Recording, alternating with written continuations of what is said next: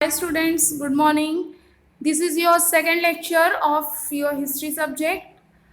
Last lecture में हमने क्या डिस्कस किया था, रिटर्न सोर्सेस और उसके कुछ एग्जांपल्स देखे थे, राइट।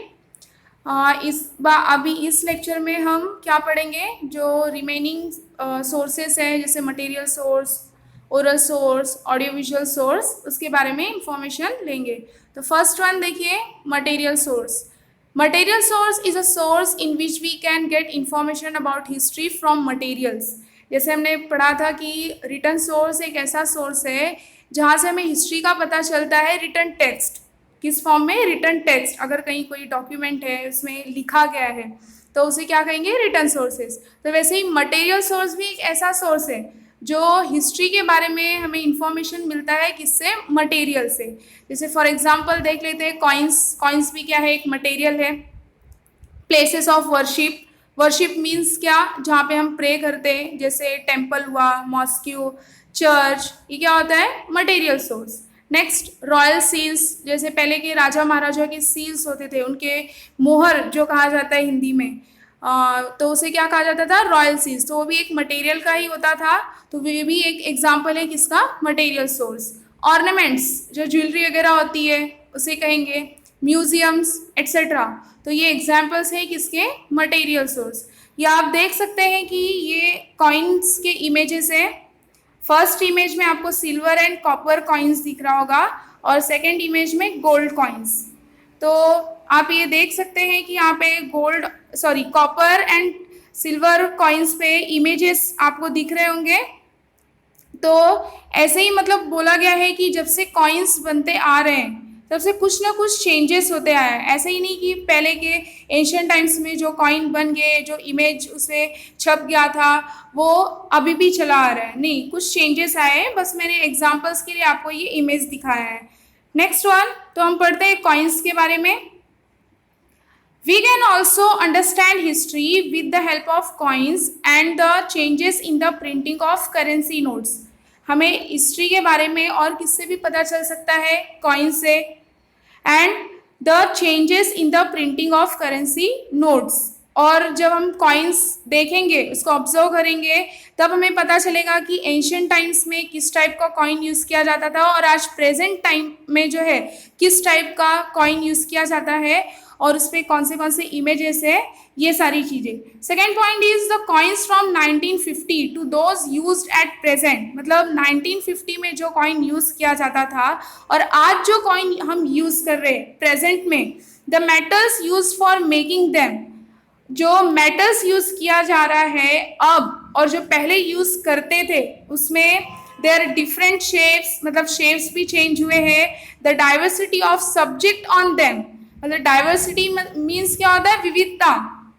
जैसे आप ये देख रहे हैं इमेजेस, तो क्या आज के कॉइन में ये सारे इमेजेस आपको देखने के लिए मिलेंगे, नहीं।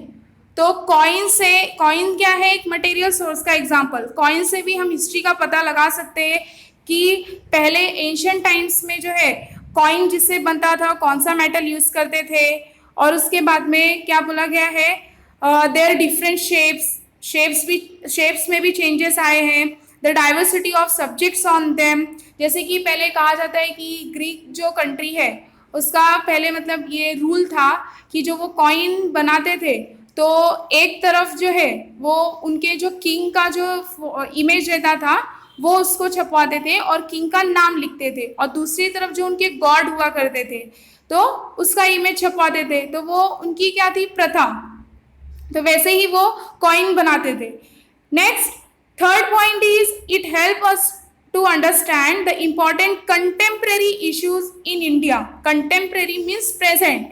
अब कॉइन से हमें क्या हेल्प मिलती है, क्या समझने के लिए कि इंडिया में प्रेजेंट में कौन से इंपॉर्टेंट इश्यूज चल रहे हैं, राइट। फॉर एग्जाम्पल जैसे क्या दिया है, coins to convey the message of population control. Coins में जो है कन्वे मीन्स प्रोवाइड करना। कॉइन्स में कभी कभी ऐसे इमेजेस रहते हैं कि जो क्या मैसेज रहता है कि पॉपुलेशन को कंट्रोल करो। Next, coins communicating the importance of agriculture end of farmers. Coins हमें और भी क्या बताता है, कम्युनिकेट करता है इम्पोर्टेंस ऑफ एग्रीकल्चर। जैसे आपने 1 रुपये का सिक्का देखा है, जो पुराना वाला जो सिक्का है उसमें वीट का जो है इमेज दिया गया है, उससे क्या पता चलता है कि कॉइन्स हमें क्या शो करने क्या मतलब क्या दिखा रहा है, क्या मैसेज दे रहा है कि फार्मर्स का और एग्रीकल्चर का कितना इम्पोर्टेंस है। और बोलते हैं ना कि अभी जो न्यू वाला जो सिक्का है 1 रुपये वाला, उसमें कैसे थंब का निशान है, तो मजाक मजाक में भी क्या बोलते हैं कि पहले 1 रुपये में बहुत कुछ आता था, इसलिए जो है वीट का इमेज है, अब 1 रुपये में क्या आता है, ठेंगा आता है, तो इसलिए क्या है उसमें थंब का निशान है। तो ऐसे ही कॉइन से हमें जो है हिस्ट्री का इंफॉर्मेशन भी मिलता है और मैसेजेस भी मिलते हैं। नेक्स्ट वन है मटेरियल सोर्सेज में म्यूजियम्स, हमने एग्जाम्पल्स तो देखा ही था। All states of India have museums, India के हर एक स्टेट में क्या है, म्यूजियम है। And it shows the characteristics, it shows the characteristics, characteristics means features, खूबियां, and display the cultural and social heritage of the state.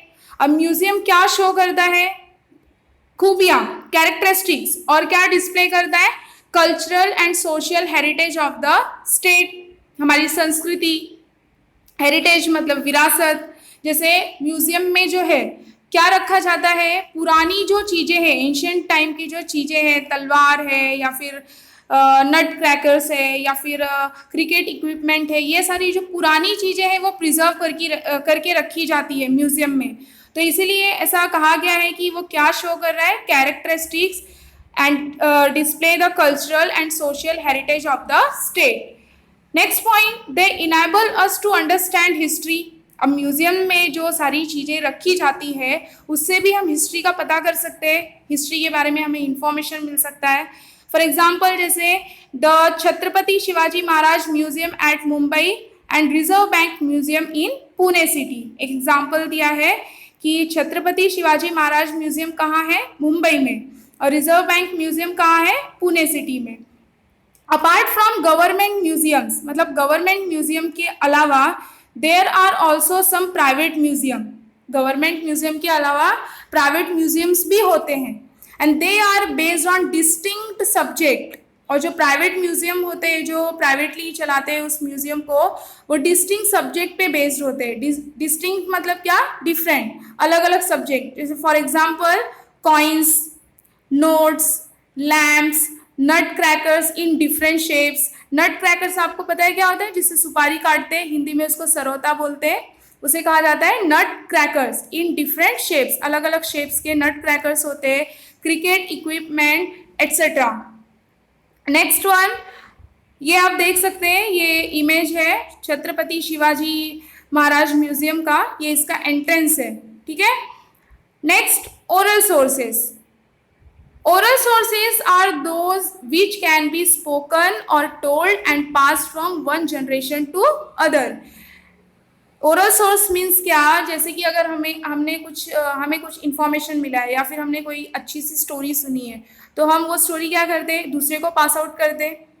तो वैसे ही मतलब अगर हमें हिस्ट्री का पता ओरली पता चल रहा है, हमारे पूर्वज ने अगर बताया है, जैसे हमारे ग्रेट ग्रैंडफादर ने हमारे ग्रैंडफादर को बताया, ठीक है, हमारे ग्रैंडफादर ने हमारे पेरेंट्स को बताया, और हमारे पेरेंट्स किसे बता रहे हैं, हमें, हम क्या करेंगे, अपने नेक्स्ट जनरेशन को हिस्ट्री के बारे में बताएंगे।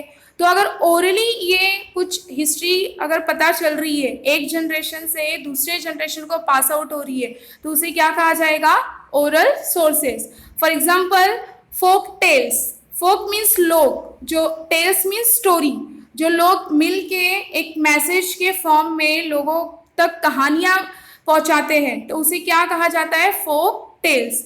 नेक्स्ट, फोक सॉन्ग्स, सॉन्ग्स तो आप सबको पता ही है, गाना, गीत जिसे कहा जाता है। फोक सॉन्ग्स मीन्स लोकगीत। प्रोवर्ब्स, ये तो आप सबको पता ही है। Ballads, ballads is nothing but वो सॉन्ग और पोएम ही होता है, पर कैसे वो लॉन्ग सॉन्ग और पोएम होता है, तो वो सिर्फ सॉन्ग ही नहीं होता है, उससे स्टोरी का पता चलता है। तो क्या दिया है, सॉन्ग और poem that tell story etcetera. तो ये कुछ एग्जाम्पल्स हैं किसके, ओरल सोर्सेस के। नेक्स्ट, ऑडियो विजुअल सोर्सेस, जो आज मॉडर्न टाइम्स में है। पहले तो हम सिर्फ सुनते थे, कहीं लिखी हुई चीज़ें हैं तो उससे हिस्ट्री का पता चलता था, रिटर्न सोर्स जिसको बोलते हैं। मटेरियल सोर्स जैसे कॉइन्स वगैरह है, कोई मटेरियल है तो उससे हिस्ट्री का इंफॉर्मेशन मिलता है। ओरल सोर्स, अगर किसी ने हमें कुछ हिस्ट्री के बारे में इंफॉर्मेशन ओरली बताया तो उससे। लेकिन मॉडर्न टाइम्स में कौन सा एक नया सोर्स आया है? ऑडियो विजुअल सोर्स, जिसे हम देख भी सकते हैं। विजुअल मतलब क्या? देखना। ऑडियो मतलब क्या? सुनना, जिसे हम सुन भी सकते हैं और देख भी सकते हैं। तो उसमें एग्जाम्पल्स क्या है? Television, films, internet are called audio visual media. मतलब टेलीविजन को, फिल्म्स को, इंटरनेट को क्या कहेंगे? Audio visual media. Many domestic and foreign television channels also come under this head. मतलब बहुत सारे ऐसा कहा गया है कि डोमेस्टिक यानी घरेलू, जो अपने देश के जो चैनल्स होते हैं वो, and foreign television channels also come under this head. For example history channel, discovery channel, etcetera. Okay, next one, film and Television Institute of India, short form क्या है? FTII। हमारा ये आज का लास्ट टॉपिक है। क्या है?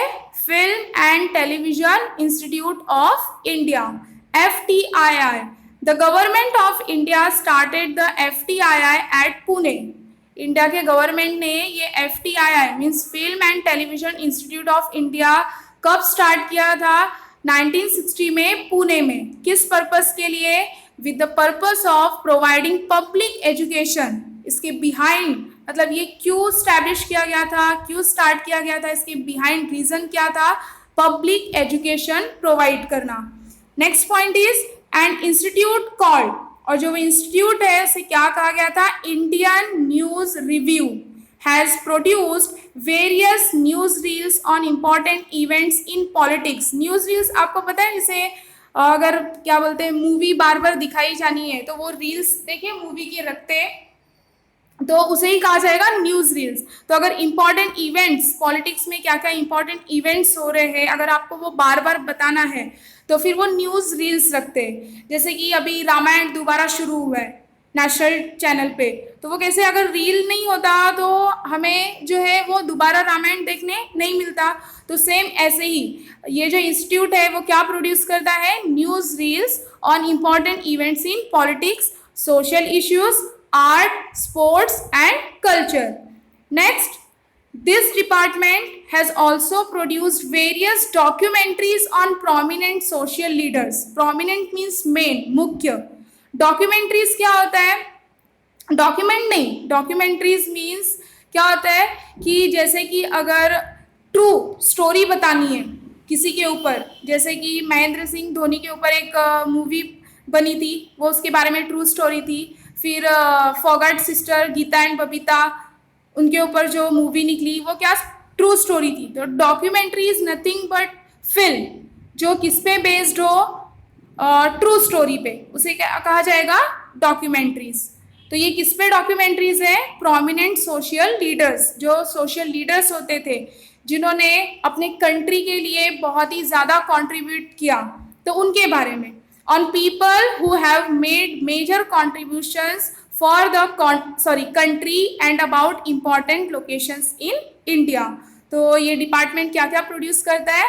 Various documentaries on prominent social leaders, on people who have made major contributions for the country, वो पीपल की भी डॉक्यूमेंट्रीज जिसने कंट्री के लिए काफ़ी योगदान दिया था, and about important locations in India. तो ये आप FTII का लोगो देख सकते हैं, ये FTII का लोगो है।